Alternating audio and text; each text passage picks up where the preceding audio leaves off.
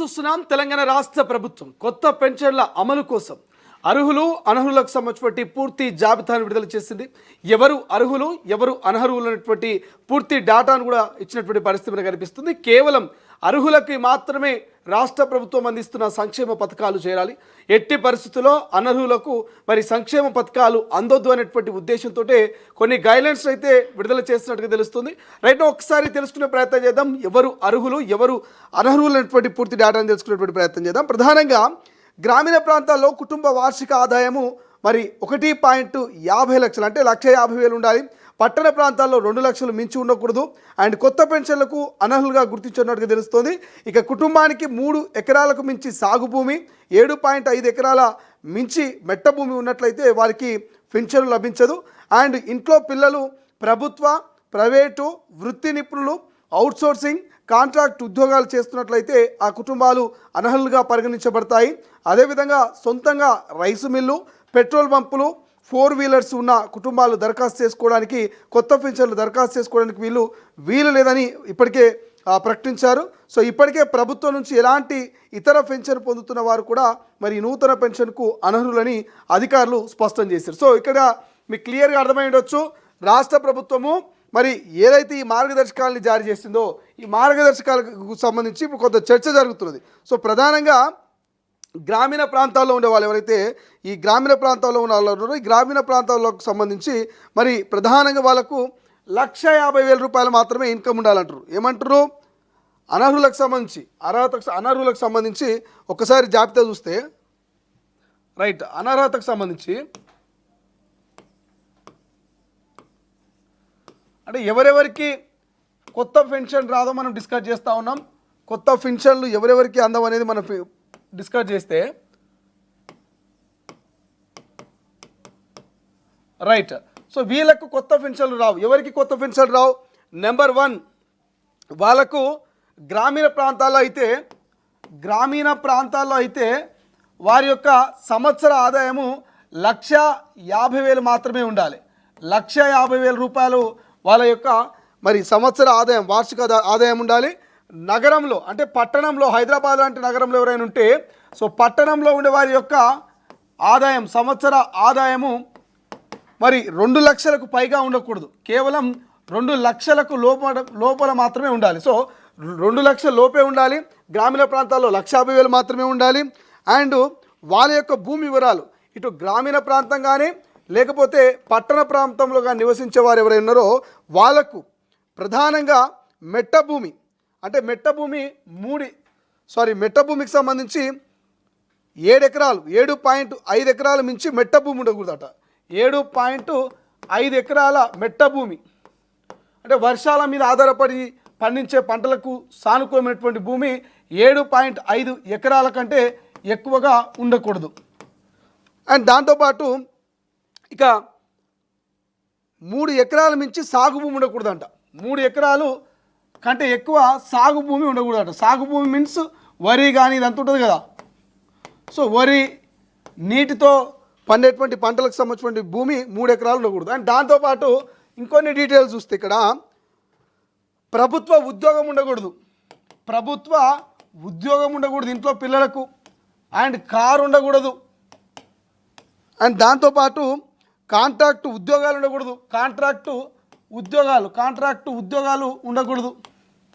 And దాంతోపాటు వృత్తి నిపుణులు, అవుట్సోర్సింగు, కాంట్రాక్టు ఉద్యోగాలు ఇవన్నీ ఎవరికైతే ఉంటాయో వాళ్ళు అనర్హులుగా పరిగణించబడతాయి. అండ్ అదేవిధంగా సొంతంగా రైస్ మిల్ కానీ పెట్రోల్ బంక్ కానీ సో పెట్రోల్ బంక్ ఉన్న కూడా వాళ్ళు మరి పెన్షన్కు అనర్హులు. అండ్ దాంతోపాటు 4 వీలర్ మనం చెప్పుకున్నాం, కారు, ఇవన్నీ ఎవరైతే ఉంటారో వీళ్ళు అనర్హులుగా మరి రాష్ట్ర ప్రభుత్వం ప్రకటించింది. సో ఇప్పుడు మీకు క్లియర్గా అర్థమై ఉండొచ్చు మనం చెప్పుకున్నటువంటి అంశం ఏంటి, కొత్త పెన్షన్లకు ఎవరు అనర్హులు ఎవరు అర్హులు అనేటువంటి అంశం గురించి మనం డిస్కస్ చేస్తున్నాం. అర్హులు అంటే మరి ఎవరు అర్హులు అంటే ఇక్కడ చూడండి, 1,50,000 లోపు మరి వాళ్ళ వార్షిక సంవత్సర ఆదాయం 1,50,000 లోపు ఉంటే వాళ్ళు అర్హులు గ్రామీణ ప్రాంతాల్లో. 2 లక్షల లోపు పట్టణంలో ఉంటే వాళ్ళ వార్షిక ఆదాయం వాళ్ళు అర్హులు. అండ్ దాంతోపాటు వాళ్ళకు 7.5 ఎకరాల మెట్ట భూమి కనుక ఉంటే వాళ్ళు అర్హులు.